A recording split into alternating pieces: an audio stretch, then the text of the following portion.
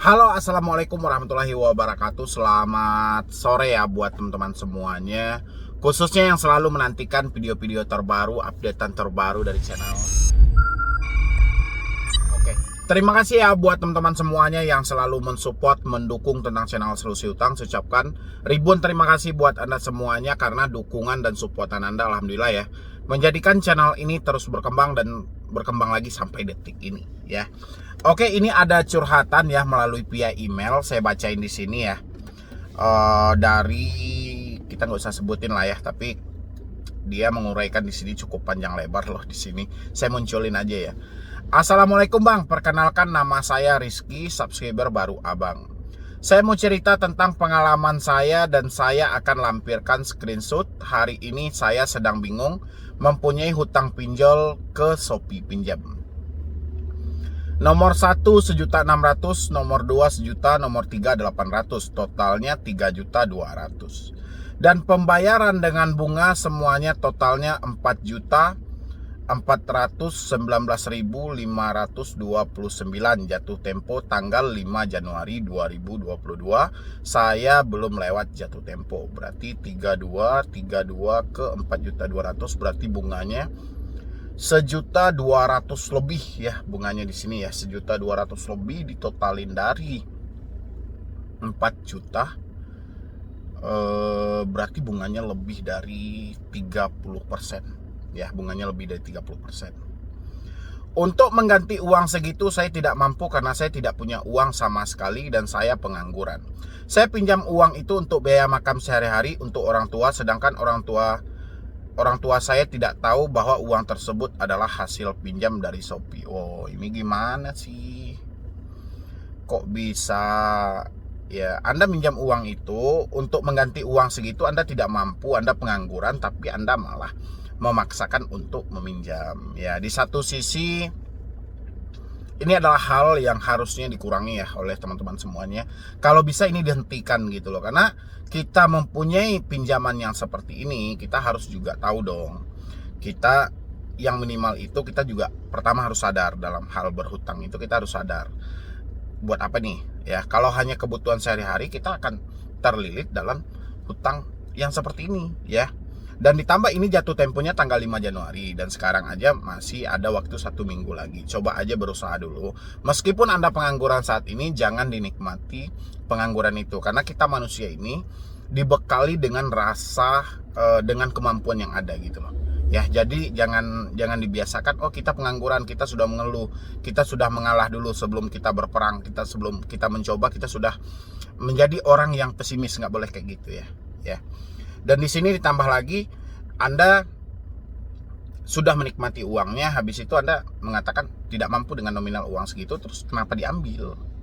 Ya, ini juga satu kesalahan dari teman-teman semuanya.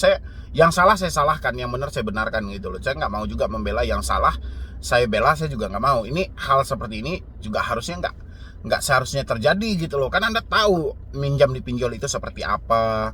Ini ditambah hanya buat kehidupan sehari-hari, buat makan, ini makin parah loh, ditambah dengan situasi pengangguran ya. Buat kedepannya teman-teman semuanya, ini tolong ini dijadikan sebagai contoh dan sebagai pelajaran juga buat teman-teman semuanya. Jangan kita itu hanya meminjam itu hanya memenuhi kebutuhan hidup kita. Memang kita setiap hari nih kita butuh uang nih, kita butuh buat bertahan hidup, tapi bukan berarti kita harus kayak mana ya, tanpa perhitungan yang matang gitu loh ya.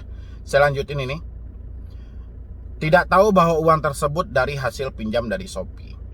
Tolong bantu solusinya Bang, saya takut DC Shopee datang dan takutnya orang tua jadi tahu permasalahan tersebut. 1.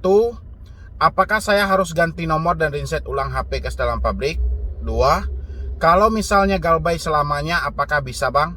3. Saking takutnya saya ingin coba gali lubang tutup lubang ke pinjol lain, namun ditolak karena saya mempunyai hutang ke Shopee. Sebelumnya saya ucapkan terima kasih. Oke. Ini saya sudah kayak mana ya?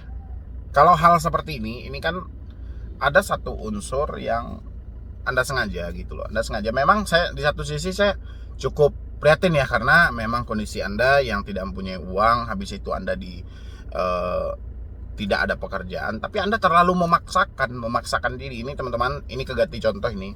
Ya, kita itu meminjam itu ya harus disesuaikan juga gitu loh. Bukan berarti kita dengan seenaknya aja, enggak gitu loh ya. Bukan berarti saya membela Shopee, enggak juga gitu loh. Dan di satu sisi saya juga menyalahkan si Shopee ini. Ya, kenapa dengan begitu dia main kirim aja dananya, kenapa tidak pertimbangkan dulu dengan tim analisnya, karena orang ini cocok atau tidak ya, pantas atau tidak, apa sih pekerjaan dia, apa sih penghasilan dia ya. Dan endingnya kan seperti ini, si debetur memanfaatkan pinjaman, si Shopee-nya tidak tahu, asal memberikan pinjaman. Jadi di posisi ini kalau saya melihat dua-duanya sama-sama salah ya. Si Shopee tidak memberikan pertimbangan yang matang ketika memberikan pinjaman, si debetur juga tidak mempertimbangkan dengan matang pinjaman dia gimana untuk membayarnya nantinya gitu loh. Kalau hanya sebatas kita mengikuti nafsu yang ada, keegoisan yang ada, ini nggak akan bisa loh ya. Ditambah lagi di sini dia sudah mencoba untuk gali lubang tutup lubang ya, dan masih untung itu tidak dicairkan, dan masih untung pihak-pihak pinjol mengetahui. Dan bagaimana kalau pihak pinjol hampir sama dengan Shopee, tanpa pertimbangan yang matang dia main kirim aja, makin terjebak Anda nanti ya. Jangan dibiasakan hal seperti ini. Itu aja sih saran saya. Pinjam itu boleh saja sesuai dengan kemampuan kita membayar, bukan sesuai dengan kebutuhan kita. Kalau kebutuhan, kita hampir setiap hari membutuhkan biaya buat hidup ya. Jadi satu hari kita menghabiskan uang 200, besok juga 200, besok lagi juga 200. Itu sesuai dengan kebutuhan ya. Tapi ini enggak, hutang itu sesuai dengan kemampuan, seberapa mampu kita untuk membayar ya. Dan ditambah lagi meminjam ke pinjol ini bukanlah satu hal yang tepat gitu loh. Justru Anda makin hancur. Dan di posisi ini pertanyaannya, tolong bantu saya Bang, saya takut DC Shopee datang dan takut orang tua jadi tahu permasalahan ini. Saya rasa ini bukanlah satu hal yang tepat. Saya pengen Anda memberitahu kepada orang tua Anda biar terbuka gitu loh ya, biar orang tua Anda tahu, jangan dibohongi ya. Kasihan mereka, nanti tiba-tiba ada DC yang datang, habis itu dia pelengak-pelengok yang nggak jelas apa sih permasalahannya. Mendingan Anda kasih tahu dulu, jujur itu memang berat, tapi endingnya akan memberikan solusi yang tepat loh ya. Jadi jangan biasakan menutupi masalah, apalagi dengan keluarga, dengan orang terdekat. Karena walau gimana pun, itu keluargalah yang akan merangkul Anda nantinya ya. Jadi keluargalah yang akan melindungi Anda dan membantukan jalan solusi yang tepat dari permasalahan ini. Tapi kalau keluarga tidak Anda kasih tahu, Anda berusaha menutupi hal ini makin kacau loh. Coba ya, meskipun berat tapi terbuka sama orang tua. Jangan biarkan mereka meraba-raba dalam satu masalah. Kasihan loh, kasihan banget ya. Masa anaknya ngutang, anaknya ada dalam satu masalah, dia nggak tahu, kan bingung gitu loh.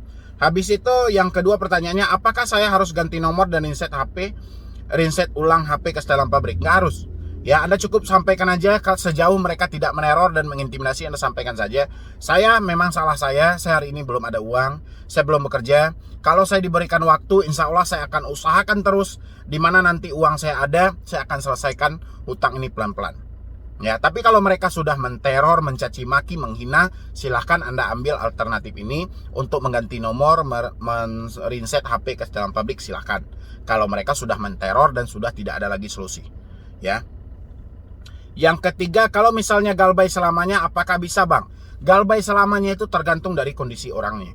Kalau kondisi kita tidak memungkinkan untuk bisa membayar lagi, kita sudah berusaha, sudah mengumpulkan uang, sudah bekerja mati-matian, tapi rezeki tidak berpihak kepada kita apa boleh buat? Tapi jangan jadi orang yang pesimis, harus jadi orang yang optimis, tetap berusaha dan percaya diri dengan kemampuan Anda bahwa Anda mampu melewati hal ini ya.